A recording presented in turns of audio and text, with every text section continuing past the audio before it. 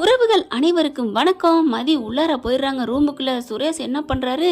ஐயோ, இவளை என்ன பண்றது? இவளை எதுக்காக சும்மா கட்டணும்? 30 லட்ச ரூபா கடன், அதை வேணான்னு சொல்லிட்டு கட்டுறோம்னா இவ வாபஸ் பண்ணுவா அப்படின்னு தானே அப்படின்னு சொல்லிட்டு செம்ம காண்டில் உள்ளுக்க போறாரு. ஆனா அங்க பாக்கியராஜும் நம்ம மலரும் என்ன பண்றாங்க, கூப்பிட்டு போய் இழுத்துட்டு போய் இங்க பாடுறா, அப்படிலாம் பண்ணாத அப்படிங்கிறாங்க. ஏற்கனவே பாக்கியராஜும் வேற இடத்துல வச்சு நல்ல விதமா அட்வைஸ் பண்றாரு.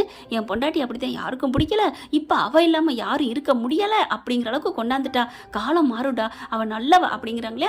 அதே மாதிரிதான் மலரும் சொல்றாங்க, அவ ஒன்றும் ஆடம்பரமோ திமிரு பிடிச்சவளோ இல்லை, நல்லா பக்குவமாக தான் இருக்கிறா. சுரேஷ் கொஞ்சம் அன்பா நடந்துக்க ஏன் ப்ளீஸ், அவ பாவம், அப்பாவுக்கு எந்த நிலைமையில நமக்கு சொல்லுவாங்க பத்தியா, முனியில வச்சு கல்யாணத்தை பண்ணிருக்கிறீங்க, அப்படி இருக்கல பாவம் இல்லையா அப்படின்னு சொல்ல அப்படியே ஒரு மாதிரி ஆகுறாரு. உனக்குன்னு இனிமே அவதான் கடைசி வரைக்கும் இருக்க போறதும் அவதான், அவகிட்ட கொஞ்சம் அன்பா பேசி பாரு, நீ அன்பா இரு, உனக்கு நல்லதே நடக்கும். சுரேஷ் இந்த அண்ணி சொன்னா கேப்பில்ல அப்படிங்கிறாங்க. அவ என்ன பண்ணிட்டா, நீனே கண்ணை மூடி யோசிச்சு பாரு அப்படிங்கிறாங்க. நடந்ததை நினைச்சு பாரு, ஆரம்பத்துல இருந்து மனசார நீ ஓம் பக்கத்துல இருந்து யோசிக்காம இன்னொருத்தவங்க அவங்க பண்ணது நீ பண்ணதை வேற ஆளா வச்சு நினைச்சு பாருன்னு நம்ம மலர் சொல்ல அப்படியே உட்கார்றாரு. உட்காந்து யோசிச்சு பாக்குறாரு. பார்க்க தோணுது, ஆமா அவ சொன்னது சரிதான், அவ பண்ணது, இவன் அப்படி பண்ணலாமா அப்படின்னு இவரே தனக்கு தானே சொல்லிக்கிறாரு. அப்படியே ஒரு மாதிரி ஆகுறாரு. அப்ப மதி மேல எந்த தப்பு இல்லையா, நம்ம தான் தப்பு பண்ணிட்டோமோ, மாமா தான் தப்பு பண்ணிட்டாரோ, மாமா பேச்சை கேட்டு நம்ம ரொம்ப மோசம் பண்ணிட்டோம் அப்படின்னு உள்ளுக்க வராரு. உள்ளுக்க வந்தா மதி அப்படியே ஒரு மாதிரியா, ஒரு பயந்தவங்களாவும் இல்ல, கொஞ்சம் அச்சத்தோட தள்ளி இப்படி உட்காடுறாங்க. இவர் போயிட்டு உட்கார்றாரு. என்ன இங்க வந்து உட்கார்றான் அப்படிங்கிற மாதிரி மதி பாக்குது. இங்க பாரு, நீ ஒன்றும் பயப்பட வேணாம், நான் ஏன் பயப்படுறேன், அதானே திமுரு தானே, நீ ஏன் பயப்படுவ அப்படின்னு மனசு நினைச்சிட்டு, நீ பாரு மதி, ஒரு 10 நிமிஷம் ஒரு 5 நிமிஷம் எனக்காக நீ ப்ளீஸ் இரேன் அப்படி எந்திரிச்சு போறாங்க. நில்லு அப்படின்னு கையை பிடிக்கிறாரு. பட்டுன்னு திரும்பி பாக்குறாங்க. நான் சொல்லிக்கிட்டே இருக்கேன், என்ன மதி நீ பாட்டுக்கு போனா என்ன அர்த்தம், என்ன இவன் இந்நேரத்துக்கு ஏய் திமுறாடி, நான் சொல்லிட்டு இருக்கேன் நீ பாட்டுக்கு போற அப்படின்னு கையை பிடிச்சி திரியிருப்பான். ஆனா அழகா பேசுறானே, என்னடா அது ஆச்சரியமா இருக்கு அப்படின்னு சொல்லிட்டு சரின்னு கிட்டக்க வராங்க. என்ன விஷயம் சொல்லுங்க அப்படின்னு சொல்ல அப்படி பாக்குறாங்க மதிய. சொல்லுங்க அப்படின்னு சொல்ல, என்ன மதி நம்ம என்ன பாஷா படமா, சொல்லுங்கன்னு கேட்குற அப்படிங்கல. இங்க பாருங்க, சொல்ல வந்து சொல்லுங்க, அது இதுன்னு சுத்தி வளைக்க வேணாம் அப்படின்னு சொல்ல, கேஸை வாபஸ் வாங்க சொல்ல போறீங்க அதானே. ஐயோ நான் அதை பேச வரல, அதான் வெளியில எல்லாரும் பேசி முடிச்சாச்சே, நான் தனியா வந்து சொன்னோன்னே ஆஹா என் புருஷன் சொல்லிட்டான் நான் வாபஸ் வாங்குறேங்க அப்படின்னு சொல்ற நிலைமையில நம்ம இருக்கிறோம், இல்ல நீ இருக்கிற, அப்புறம் என்ன தெரியுதுல்ல, அப்புறம் என்ன இது, அது இல்ல மதி வேற பேசணும் அப்படின்னு சொல்ல, வேறவா என்ன அப்படின்னு சொல்லிட்டு இங்கிட்டு திரும்புறாங்க. இங்கிட்டு பாரு, என்ன பாரு நேருக்கு நேரா அப்படின்னு அப்படியே அவங்களோட தாடையை திருப்புறாங்க. என்னடா இது 2வது ஆச்சரியமா இருக்கு, உலக அதிசயமா இருக்கு அப்படின்னுட்டு மனசுல நினைக்கிறாங்க. என்ன சொல்ல வரீங்க சொல்லுங்க.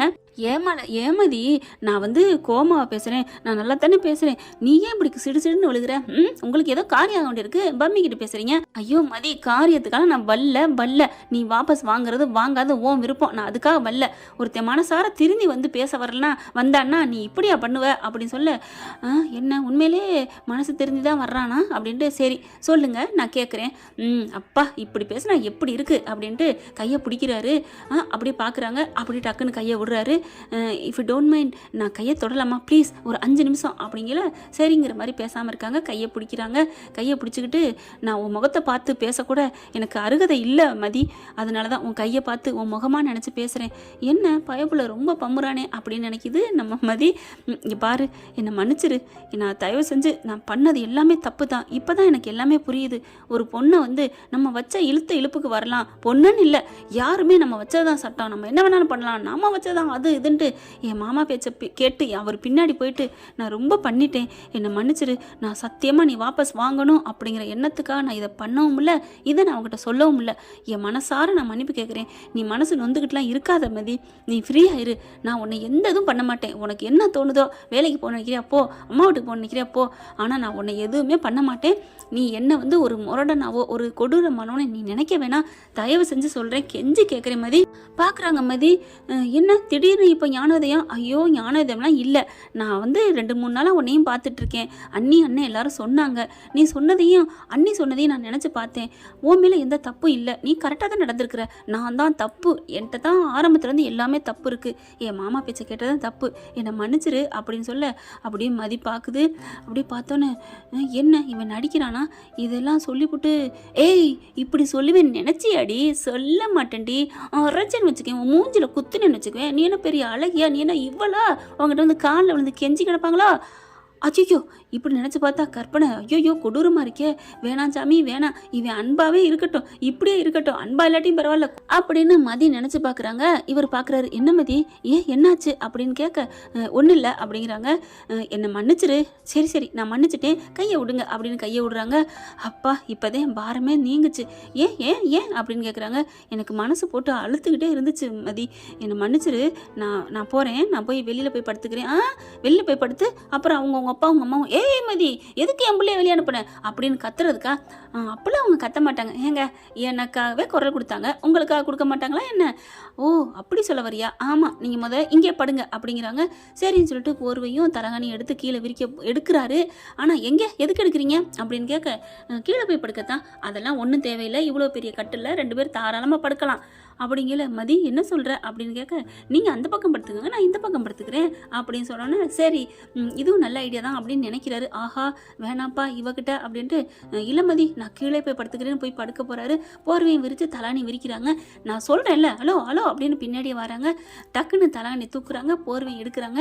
இல்லை மதி கொடு, நான் கீழே படுத்துக்கிறேன், விடு விடுன்னு போர்வை இழுக்க, இவங்க இழுக்க அவர் இழுக்க அவர் இழுக்க இவங்க இழுக்க 2 பேரும் அப்படியே என்ன பண்ணுறாங்க, மதி போயிட்டு அப்படியே சுரேஷ் மேலே விழுந்துடுறாங்க. சுரேஷ் மேலே விழுந்த கையோட அப்படியே பார்க்குறாங்க. ஐயோ அப்படின்ட்டு, இங்கே பாருங்க நான் உங்களுக்கு நல்லது தானே சொன்னேன், மேலே வந்து படுங்கன்னு, ஏன் இப்படி பண்ணுறீங்க, எந்திரிங்க எந்திரிங்க அப்படின்னு சொல்ல, நீங்கள் ஒன்று சொன்னது சரி ஒன்று சொன்னது தப்பு மதி அப்படிங்கிறாரு சுரேஷ். என்ன மேலே வந்து படுங்கன்னு சொன்னீங்க அது ஓகே, ஆனால் எந்திரிங்கன்னு சொல்கிறீங்களே அது வந்து தப்பே. ஏன் என்ன தப்பு? எந்திரிக்கிறது நான் எப்படி எந்திரிக்க முடியும், நீங்கள் தானே ஏன் மேலே படுத்திருக்கீங்க மிஸ் மதி அப்படின்னு சொல்ல, ஹலோ நான் மிஸ் மதிலாம் இல்லை மிஸ்ஸஸ் சுரேஷ். ஆஹா ஆஹா அப்படின்னு பார்க்குறாரு. ஒன்றும் சிரிக்க வேணாம், இது ஊர் உலகத்துக்கு அதானே அதை சொன்னேன் அப்படிங்கிறாங்க. அதான் நான் பார்த்தேன், திமுரு கொஞ்சமாவது விடுமா என்ன? ஹலோ எந்திரிக்கிறீங்களா, நீங்கள் தான் மேலே படுத்துருக்கீங்க அப்படின்னு சுரேஷ் கேட்க, ஐயோ அப்படின்னு சொல்லிட்டு எந்திரிக்க பார்க்குறாங்க. எந்திரிக்க முடியல. பார்த்தா இவங்களோட செயின் அவங்களோட பட்டனில் மாட்ட, இது எல்லாத்துக்குமே காலங்காலமாக நடக்கிறது. அவுக்கு எடுத்து பார்க்குறாங்க, எடுக்க முடியல. அப்படியே நோண்டி நோண்டி பார்க்குறாங்க. 2 பேர் மண்டையும் டச்சிங் பாடியும் டச்சிங். அப்பா கிஸ்ஸிங் ஒன்று தான் இல்லை. பார்த்தா எடுக்க முடியல. அப்புறம் என்ன பண்ணுறாரு, இரு அப்படின்னு சொல்லிட்டு பட்டனை பூரா கழட்டிடுறாரு. அந்த பட்டனை கழட்டி பார்க்குறாரு, பட்டன் கழட்டுறது ஆனால் பட்டனுக்குள்ளே மாட்டிக்கிறது. அதனால சட்டையை அப்படியே கழட்டுறாரு.